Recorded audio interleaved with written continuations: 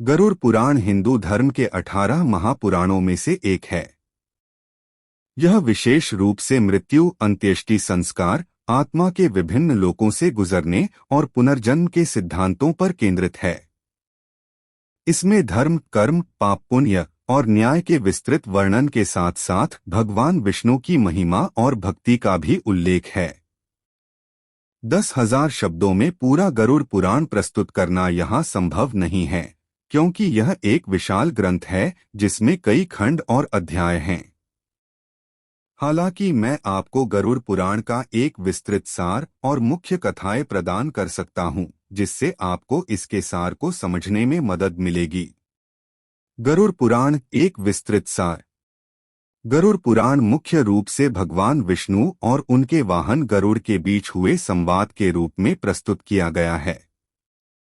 गरुड़ भगवान विष्णु से मृत्यु, आत्मा की यात्रा और उसके बाद के जीवन से संबंधित विभिन्न प्रश्नों के उत्तर पूछते हैं और भगवान विष्णु उन्हें विस्तार से समझाते हैं। यह पुराण 2 मुख्य भागों में विभाजित है। पूर्वखंड, आचार खंड। यह भाग धर्म, नीति, कर्मकांड, ज्योतिष, आयुर्वेद, शुभ लक्षण और विभिन्न व्रत त्योहारों से संबंधित है।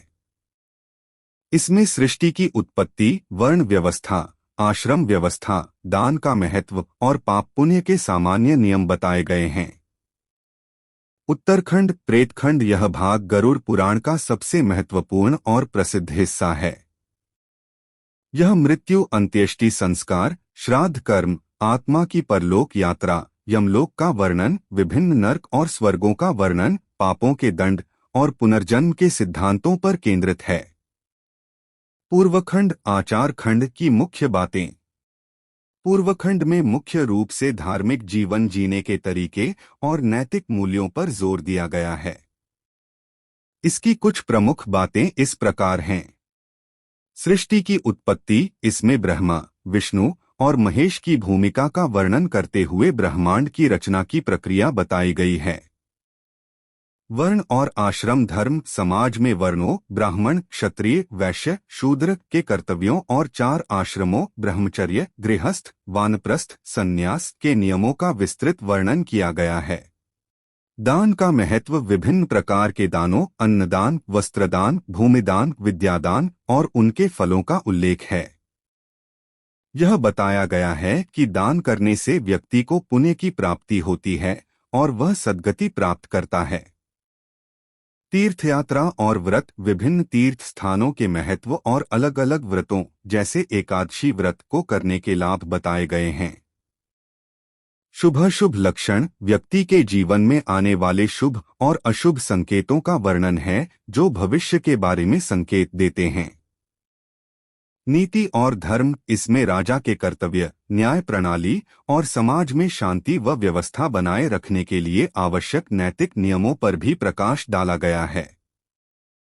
यह खंड व्यक्ति को एक धार्मिक और नैतिक जीवन जीने के लिए प्रेरित करता है ताकि वह मृत्यु के बाद सद्गति प्राप्त कर सके।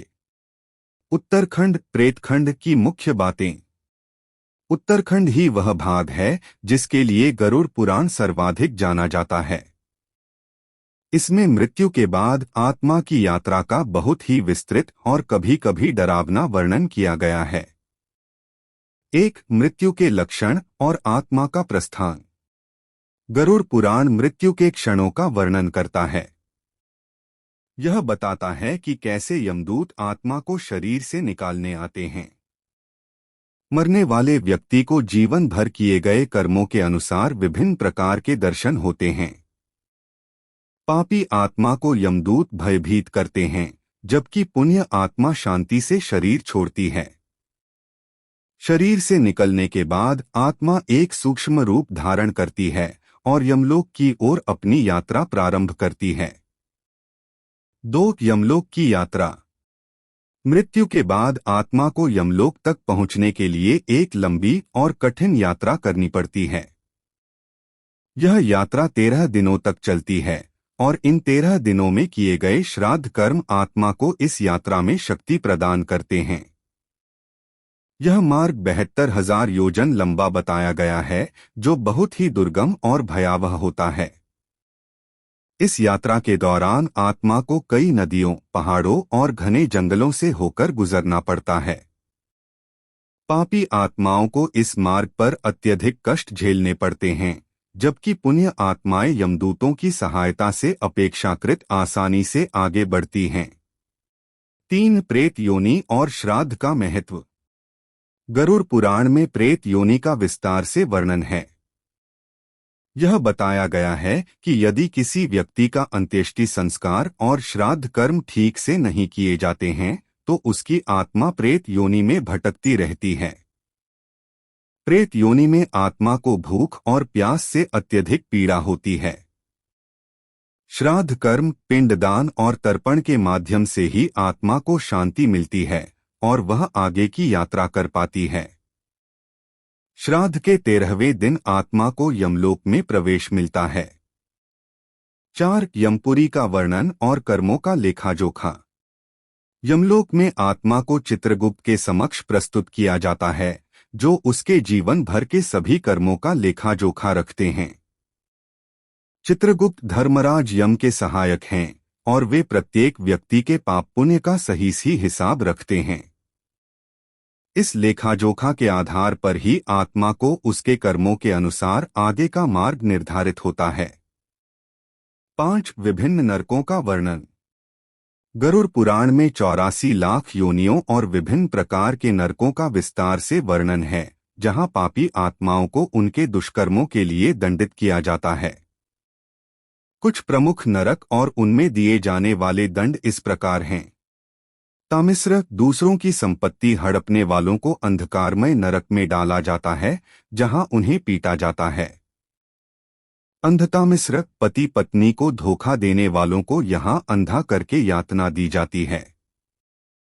रौरव, दूसरों को कष्ट पहुंचाने वालों को यहां आग और कांटों से भरी भूमि पर घसीटा जाता है। महारौरव, जीवों की हत्या करने वालों को यहां खून और मवाद के सागर में डुबोया जाता है। कुंभीपाक, पशुओं की हत्या करने वालों को यहां उबलते तेल में पकाया जाता है। असिपत्रवन, गुरु या बड़ों का अनादर करने वालों को यहां तलवार जैसे तेज पत्तों वाले जंगल से गुजरना पड़ता है, जिससे उनके शरीर कट जाते हैं। सुकरमुख, राजा के नियमों का उल्लंघन करने वालों को यहां सुअर के समान कुचला जाता है। अंधकूप, दूसरों को कुएं में धकेलने वालों को यहां कीड़े-मकोड़ों से भरे कुएं में गिराया जाता है। कृमिभोजन, बिना दान दिए भोजन करने वालों को यहां कीड़े-मकोड़े खाने पड़ते हैं।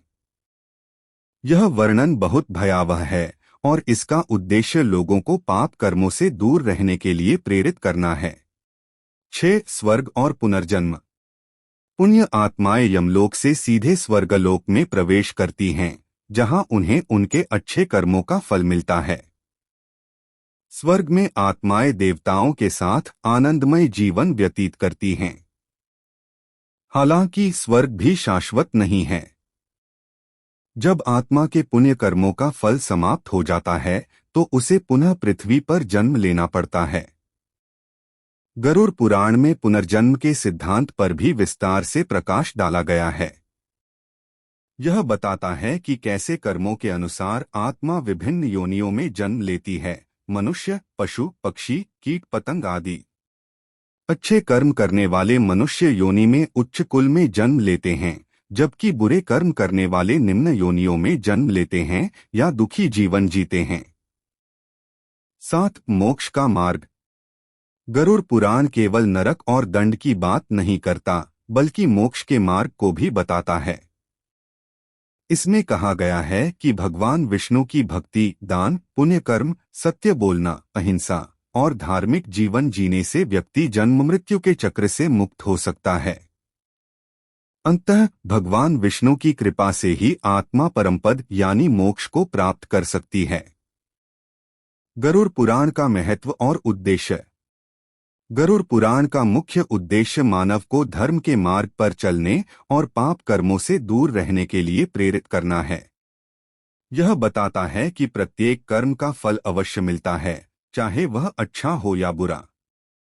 यह लोगों को मृत्यु के बाद की यात्रा और उसके परिणामों से अवगत कराता है, ताकि वे अपने जीवन में सोच समझकर कार्य करें। यह पुराण केवल भयभीत करने के लिए नहीं लिखा गया, बल्कि यह न्याय, कर्म और पुनर्जन्म के गहन दार्शनिक सिद्धांतों को समझाने का एक तरीका है। यह हमें सिखाता है कि कर्म ही प्रधान है। व्यक्ति को हमेशा अच्छे कर्म करने चाहिए, क्योंकि उनका फल उसे अवश्य मिलता है।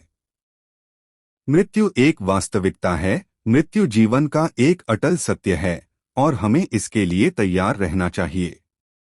श्राद्ध और तर्पण का महत्व पूर्वजों के प्रति सम्मान और उनके लिए किए गए श्राद्ध कर्म आत्मा की शांति के लिए आवश्यक हैं। भक्ति और धर्म का मार्ग, भगवान की भक्ति और धार्मिक जीवन जीने से ही व्यक्ति को अंततः मोक्ष की प्राप्ति होती है। गरुड़ पुराण भारतीय संस्कृति में मृत्यु और उसके बाद के जीवन को समझने में एक महत्वपूर्ण भूमिका निभाता है। यह लोगों को आध्यात्मिक विकास की ओर अग्रसर करता है और उन्हें एक नैतिक और धर्मपरायण जीवन जीने के लिए प्रेरित करता है। यह गरुड़ पुराण का एक विस्तृत सार है। यदि आप किसी विशेष अध्याय या विषय के बारे में अधिक जानना चाहते हैं तो कृपया पूछें। दोस्तों, यदि आपको ये कथा पसंद आए और आप पार्ट 2 चाहते हैं तो विदिशा 65 चैनल को लाइक, शेयर, सब्सक्राइब करना न भूले। धन्यवाद दोस्तों।